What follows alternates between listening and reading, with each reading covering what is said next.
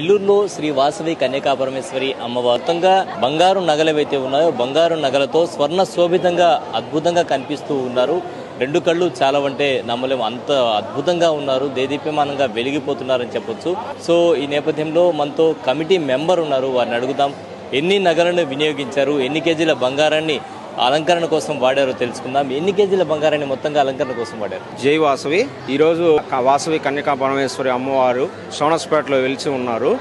దీనికోసంగా భక్తులందరికీ కొంచెం స్పెషల్గా ఉండాలని దాదాపు 200 కేజీల బంగారంతో అమ్మవారిని అలంకరించడం జరిగింది. భక్తులు చాలా తరలి వస్తున్నారు ఉదయం నుంచి. పోయిన సంవత్సరం డబ్బు రూపేణా అమ్మవారిని గుడినంతా అలంకరించాము.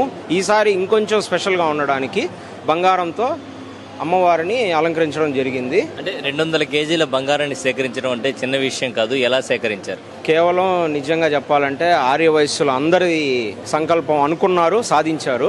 నిజంగా అందరూ సహకరించారు దీనికి. ప్రతి ఒక్కరు ముందుకొచ్చి మా బంగారం మేము ఇస్తాము అని చెప్పి ప్రతి ఒక్కరూ ముందుకు వచ్చారు. నిజంగా ప్రతి ఒక్కరికి చేతులెత్తి నమస్కరిస్తున్నాను. అందరూ బాగా సహకరించారు. చాలా ఆనందంగా ఉంది.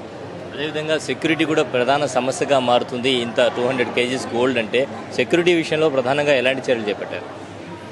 సెక్యూరిటీ పరంగా ఎక్కడ ఎవ్వరికి ఇబ్బంది రానియకుండా చాలా జాగ్రత్తలు. వాలంటీర్లు అడుగడుగున దాదాపు 45 నుంచి 55 మంది వాలంటీర్లు స్టార్టింగ్ నుంచి ఎండింగ్ వరకు ప్రతి దగ్గర ఉన్నారండి. అదేవిధంగా బంగారం అంటే మీరు అన్నారు అందరి దగ్గర సేకరించామని, దాని విషయంలో ప్రత్యేకంగా శ్రద్ధ తీసుకున్నారా? ఎవరిది అంటే మిస్ మ్యాచ్ కాకుండా ఉండాలి? ఖచ్చితంగా అండి, అందులో అసలు నో డౌట్. అసలు ప్రతి ఒక్కరూ ఇప్పుడు ఎవరన్నా వచ్చి మా బంగారం ఇస్తాము అనగానే దానికి తగ్గట్టు ఆధార్ కార్డ్ జెరాక్స్, బంగారం విలువైన ఫోటో, దానికి తగిన వెయిట్, ఆ వెయిట్ స్లిప్ వాళ్ళ దగ్గర మన దగ్గర ఒక కాపీ పెట్టుకోవడము, దానికి ఒక ట్యాగ్ వేసేసి ఆ సీరియల్ నెంబరు.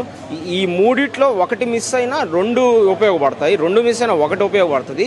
అందులో ఏ సందేహం లేదండి. అట్లా అని చెప్పేసి వచ్చిన ప్రతి ఒక్కరు మేము ఇస్తాం అని కూడా మనం తీసుకోలేదు. ఒక లిమిట్ అనేది పెట్టుకున్నాము. ఆ లిమిట్ వరకే మనం కలెక్ట్ చేసాము. మన గోల్డ్ జాగ్రత్త చేయాలి, వాళ్ళకి ఏదో ఇవ్వాలంటే జాగ్రత్త ఉండాలి కాబట్టి ఒక లిమిట్ వరకే, మనం 200 కేజీల వరకే మనం టార్గెట్ పెట్టుకొని దానికి తగిన జాగ్రత్తలు తీసుకున్నాము.